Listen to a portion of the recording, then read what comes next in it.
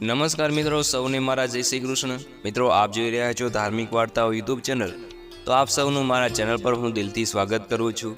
મિત્રો, આજે આપણે આ વિડીયોમાં સાંભળવાના છીએ મંગળવારે કરાતા વ્રતની વ્રત કથા તથા વ્રત વિધિ પણ જાણીશું। જો આપને આ વિડીયો પસંદ આવે તો વિડીયો લાઇક કરજો, શેર કરજો અને આપ આ ચેનલ પર પહેલી વખત આવ્યા હોય તો ચેનલ સબસ્ક્રાઈબ કરી લેજો, જેથી આવનારા નવા વિડીયોની માહિતી આપ સુધી પહોંચી શકે। મિત્રો, સૌપ્રથમ આપણે મંગળવારે કરાતા વ્રતની વિધિ જાણી લઈએ અને ત્યારબાદ આપણે વ્રત કથા સાંભળીશું। જીવ માત્રનું મંગળ કરનાર આ વ્રત મંગળવારે પ્રારંભ થાય છે।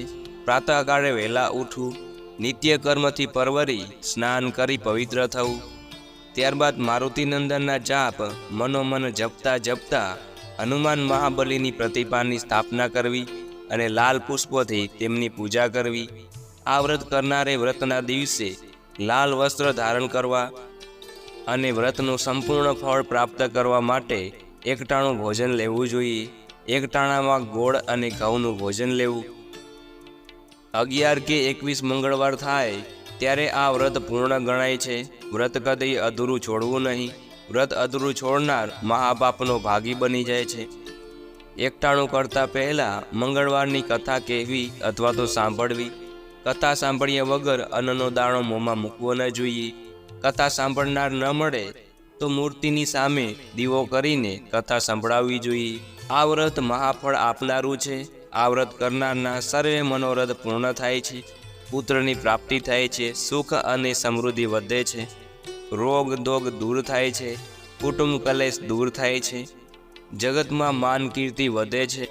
આ વ્રતને પુરાણોના જ્ઞાતા શ્રી સુતજીએ ઉત્તમમાં ઉત્તમ કહ્યું છે। હવે આપણે આ વ્રતની વાર્તા સાંભળી લઈએ।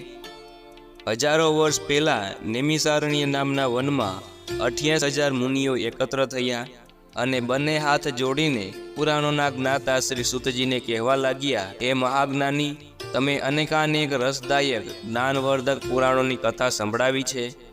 હવે અમારી એક ઈચ્છા પૂર્ણ કરો। કૃપા કરીને કોઈ એવું વ્રત અમને જણાવો કે જે સર્વે મનોરથ પૂર્ણ કરનાર હોય। એ વ્રત કરવાથી વાંજિયાઓને પુત્રની પ્રાપ્તિ થાય તથા જીવ માત્રની આદિ વ્યાધિ અને ઉપાધિ દૂર થાય। કળિયુગમાં અલ્પાયુષી જીવો જન્મ છે। આવા ટૂંકા આયુષ્યમાં જો તમને રોગ અને શોક ઘેરી લેશે તો તેઓ પ્રભુનું ધ્યાન ધરી શકશે નહીં। મુનિઓની વિનંતી સાંભળીને મહાજ્ઞાની સુતજી કહેવા લાગ્યા કે હે મુનિઓ, પુરાણ કાળમાં યુધિષ્ઠિરે આવી જ વિનંતી ભગવાન શ્રી કૃષ્ણને કરી ત્યારે કૃષ્ણએ જે સુંદર વ્રતની કથા કહી હતી તે હું તમને કહું છું। તમે કૃપા કરીને ધ્યાનથી સાંભળો। ધર્મપુર નામે એક નગરીમાં જ્ઞાનદેવ નામે એક બ્રાહ્મણ રહેતા હતા। તેની પતિવ્રતા પત્નીનું નામ ભક્તિ હતું। બ્રાહ્મણના ઘરમાં સમૃદ્ધિની છોડ ઉડતી હતી, પરંતુ શેર માટીની ખોટ હોવાના લીધે પતિ પત્ની બંનેનું જીવન ઘણું આકરું થઈ ગયું હતું। જ્ઞાનદેવની પત્ની ભક્તિ હૃદયથી અનંત શ્રદ્ધાથી મહાવીર હનુમાનજીની આરાધના કરતી। મંગળવારના દિવસે હનુમાનજીની નૈવેદ્ય ધરાવતી, પછી જ ભોજન કરતી। તેનામાં નામ પ્રમાણે જ ગુણ હતા। એક મંગળવારે ભક્તિ મહેમાનોની સરભરામાં હનુમાનજીને નૈવેદ્ય ધરાવી ન શકી, તેથી તેના મનમાં પારાવાર દુઃખ ઉત્પન્ન થયું અને પારાવાર પશ્ચાતાપ થવાના કારણે એણે એ દિવસ ઉપવાસ કરીને દૃઢ નિર્ણય કર્યો કે આવતા મંગળવારે નૈવેદ્ય ધરાવ્યા પછી જ ભોજન લઈશ। ત્યાં સુધી હું પાણીનું ટીપું નહીં લઉં। ભક્તિ પતિ માટે રોજ ભોજન બનાવે પણ પોતે ઉપવાસ કરે અને મનોમન મારુતિનંદનના ગુણગાન ગાતી રહે। અન્ન જળ વગર 6 દિવસ વીત્યા।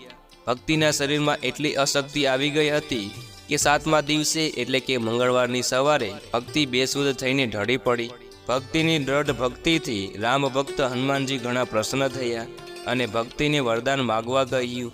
ત્યારે ભક્તિએ પોતાનું વાંજિયામેણું ટાળવા એક સંતાનનું વરદાન માગ્યું। પ્રસન્ન થયેલા મહાવીર હનુમાને તથાસ્તુ કહેતા કહ્યું, તારો મનોરથ ફળશે। તારે ત્યાં એક કન્યાનો જન્મ થશે। એના 8 અંગો રોજ થોડું થોડું સોનું આપશે। ભક્તિની આંખોમાં હર્ષના આંસુ આવી ગયા।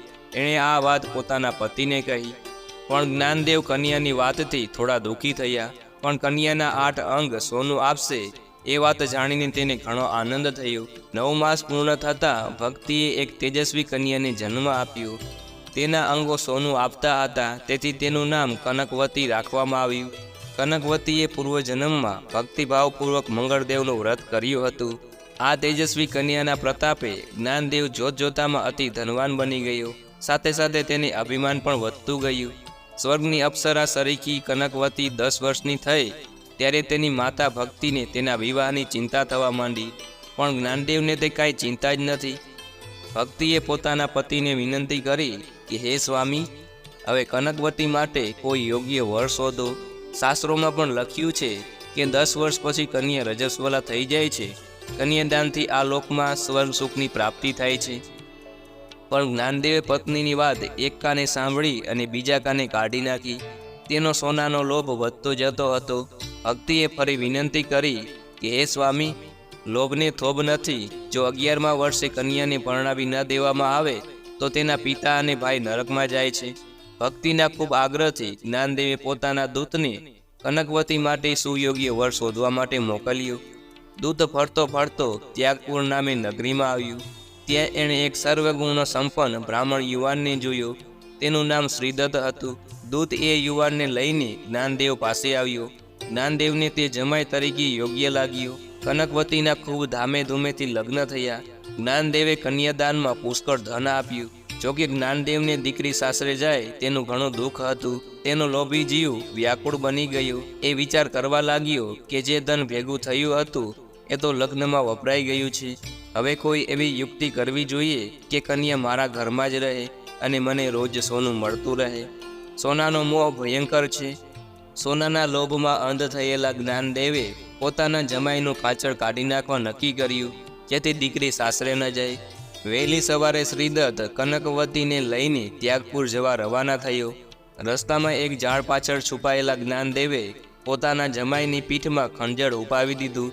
શ્રીદત્ત હેરામ કરતો ત્યાં જ ઢળી પડ્યો અને થોડી વારમાં તડફડીને મૃત્યુ પામ્યું. કનકવતી કાળું કલ્પાંત કરવા લાગી. થોડી વારે જાળીની પાછળથી જ્ઞાનદેવ બહાર આવ્યો અને દીકરીને બાથમાં લઈને એના આછું લૂછવા લાગ્યો અને બોલ્યો, દીકરી, તારા ભાગ્યમાં વૈદ્યત્ય લખ્યું હશે, એટલે જ પરણ્યના પહેલા દિવસે જ લૂંટારોએ તારા પતિને મારી નાખ્યો. એક ખેડૂતે મને સમાચાર આપ્યા કે હું તરત જ દોડી આવ્યો છું. તું હવે ઘરે ચાલ. હરિની ઈચ્છા બળવાન છે. વિધાતાના લેખ કોઈ મિટાવી શકતું નથી. તું પિયરીએમાં સુખેથી પ્રભુ ભજનમાં જીવન ગાઢ. પિતાના કપટથી અજાણ કનકવતી આછું લૂછતા બોલી, હે તાત, સુહાગ વગર સ્ત્રીનું જીવન વ્યર્થ છે. હું મારા પતિ સાથે ચિતાએ જ ચડીશ. આ સાંભળીને જ્ઞાનદેવ પસ્તાવો કરવા લાગ્યો કે મેં જમાઈને મારી નાખ્યો, પણ કાંઈ ન વળ્યું. દીકરી તો પતિ સાથે ચિતામાં ચડશે. હવે મને ધન મળવાનું નથી. હું તો બેય બાજુથી મળ્યો. જ્ઞાનદેવે ગામમાં જઈને પોતાના જમાઈની હત્યા થઈ ગયાની વાત કરી. બધા અબળવા લાગ્યા અને કનકવતી માથું પછાડથી કલ્પાંત કરતી હતી. બધા સ્મશાને પહોંચી ગયા. ચિતા રચાણી. કનકવતીએ પોતાના પતિનું ખોળામાં માથું લીધું અને ચિતાને અગ્નિ દેવાયો. એ સમયે મંગળદેવ પ્રગટ થયા અને કહ્યું, હે પુત્રી, આટલી નાની ઉંમરે પણ તું પ્રતિવતા ધર્મનું પાલન કરી રહી છે, તે જોઈને હું પ્રસન્ન થયો છું. હું તને વરદાન આપું છું કે તારો પતિ સજીવન થશે. એટલું જ નહીં, અજર અમર અને મહાવિદ્વાન થશે.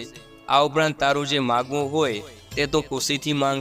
ત્યારે કનકવતી બોલી, હે ગ્રહોના દેવ, મારા પર પ્રસન્ન થયા હોય તો તમે કોઈ મંગળવારે પ્રાતઃકાળે લાલ પુષ્પ અને ચંદનથી તમારું પૂજન કરી સ્તુતિ કરે.